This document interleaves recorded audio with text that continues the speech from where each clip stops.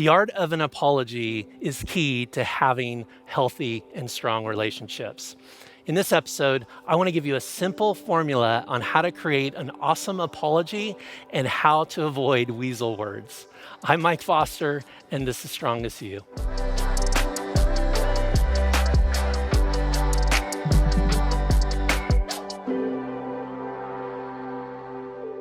So I've been married to my wife for 25 years.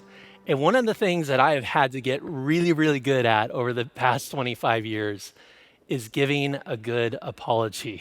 Why? Because I've messed up and I've hurt my wife and I've done things that I really regret. And so, like all of us, we have to get good at apologizing.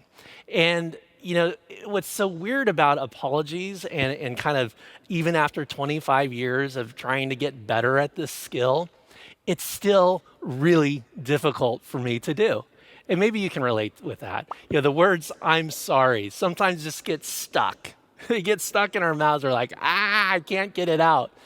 But if you want to have a strong life and really be a strong person and have healthy and strong relationships, having a good apology and having a good formula for a good apology is key. And so let's think of apologies as really a superpower. To be able to possess that ability to, with your heart and with clarity and with conviction, to apologize in an effective way just gives you an advantage. Apologizing creates self-ownership in your life.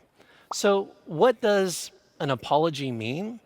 Well, it basically, when you apologize or when I apologize, it says, I value this relationship and I'm willing to take responsibility for the harm that I've caused.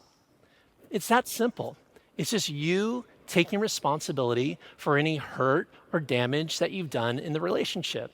Now listen, if you don't want the relationship to be repaired, you don't want the relationship to go on, you don't care about the relationship, no need to apologize. But if you do, you got to step into saying I'm sorry and being honest about it and being clear about it and really heartfelt about whatever apology and whoever you're apologizing to. Here's what I think is a kind of a problem in our society right now, is too often we over-apologize on small stuff and we under-apologize on the big stuff. Small stuff like, oh, I'm sorry for getting in your way, or I'm sorry I'm late, or I'm sorry. We don't have any problem saying I'm sorry around that, but we fail sometimes to apologize when we really do damage to somebody. And so how do we apologize? What is a good formula? So let me give you 4 keys to create strong apologies. Number 1, avoid apology addiction. This is where you're basically apologizing for being a human being. You're apologizing for your very existence. I think a lot of us do this. We apologize for getting in somebody's way when walking through a door. We apologize for dropping something. We're just apologizing, it seems like, for everything. And when we're over apologizing and caught up in sort of this apology addiction, basically what we're doing is we're diluting times when we really need to have a good, strong apology. Often over apologizing, if you find yourself doing this a lot in your life, it's really just a sign of insecurity or a lack of self-worth or value. So be aware of your apology addiction and avoid it as best as you can. Number 2, the second thing that I want you to, that's important for a great apology is be specific.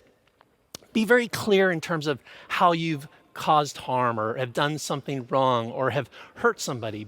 Be very specific. It really helps when giving an apology. Say things like, it's clear to me that I hurt you when I harshly critiqued your work yesterday.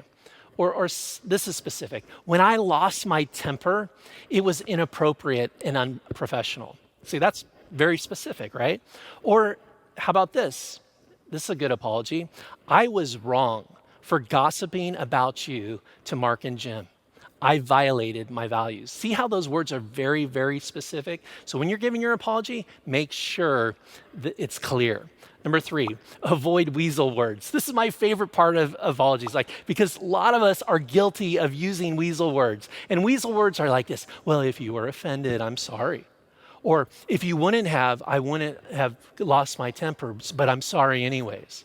Or another weasel word kind of phrase would be, I'm not sure why this is a big deal, but again, I'm sorry. That just is not the way to do an apology. Another big weasel word, and this is the biggest weasel word of all, it's the word but. If you're using the word but in an apology, you are not doing it right, okay? Because but is a weasel word. And but, I think of the word but as the great magic eraser. And so basically anything that you said before the word but gets erased. I'm sorry, I gossiped about you. I'm sorry that I hurt you. I feel really bad about that. But, okay, all of that's gone. So be aware of using the word but. Eliminate it from your vocabulary when doing an apology. And then finally, fully own your part, not theirs. You see, apologies is really about taking responsibility and ownership, but take responsibility and ownership for your part. Maybe there was a big argument, maybe there's a fight, maybe there's been some tension in the relationship. Own your part of it, not theirs. And remember, when we apologize, it doesn't mean that we're justifying what they did, because they may have hurt you too. All you're doing is saying, I own my part in hurting this relationship, and I want to do something about restoring it. So let me be clear. Apologies are complicated sometimes and hard to give. But if you get awesome at apologizing when you've done something wrong in a relationship or hurt somebody, you're going to have a new superpower.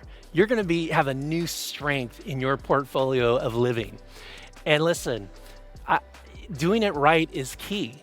And so make sure to be specific about the harm that you've caused. Make sure you're not using those weasel words. Don't use the word but.